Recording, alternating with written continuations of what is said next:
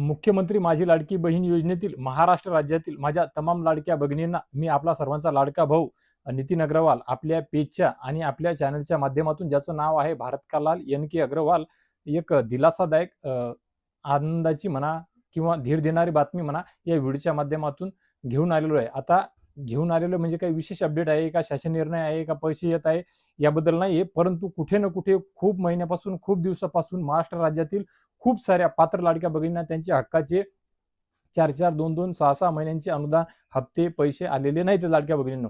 आणि या दरम्यान खूप साऱ्या अफवा सुद्धा पसरलेल्या होत्या.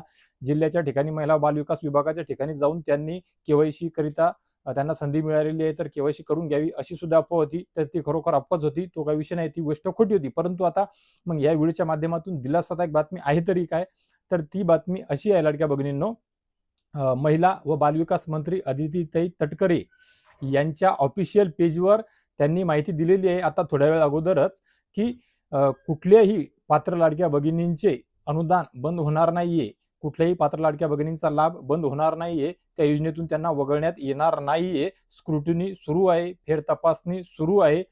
तर आता ज्या लाडक्या भगिनींचे काही लाभ बंद झालेले आहेत किंवा थांबलेले आहेत काही काळापुरते, तर त्याची जी काही कारणं आहेत लाडक्या भगिनींनो, ती कारणं या महिला बालविकास मंत्री अदितीताई तटकरे यांच्या ऑफिशियल पेजवर सांगण्यात आलेली आहे.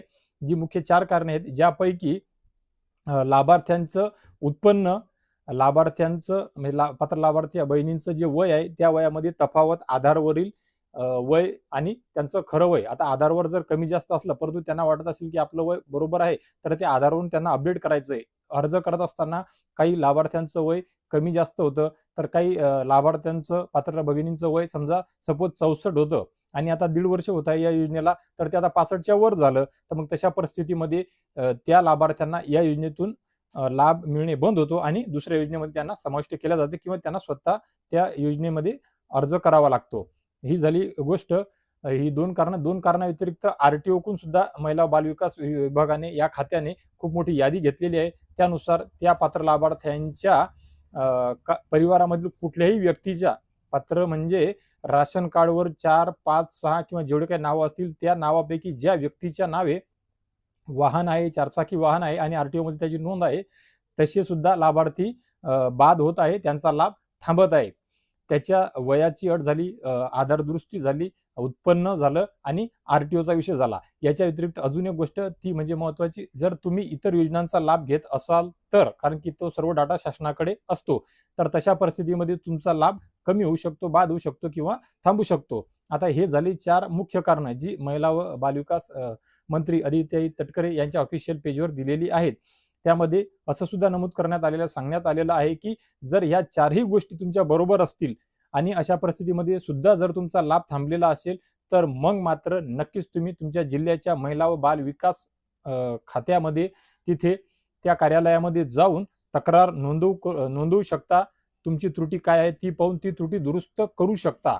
KYC नाही, लक्षात घ्या, परत एक सांगत आहे, किंवा तुम्ही या अगोदर सुद्धा सांगितलं होतं की KYC होत नाही, तिथे जायची गरज नाही, कुठेच जाऊ नका, तुमचे हप्ते सुरू होतील. नक्कीच मी वेळोवेळी सांगितलेलं आहे आणि वेळोवेळी तुमचा संभ्रम दूर करण्याचा प्रयत्न केलेला आहे लाडक्या भगिनींनो.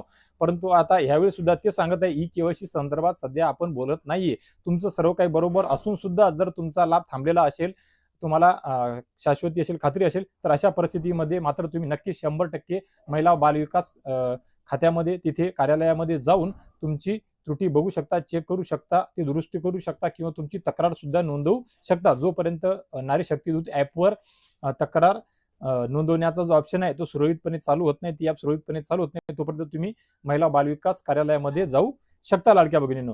तर या व्हिडिओच्या माध्यमातून तुम्हाला सर्वांना हे सांगायचं आहे की तुमचे लाभ, तुमचे हप्ते, तुमचे अनुदान 100% येणारच आहे.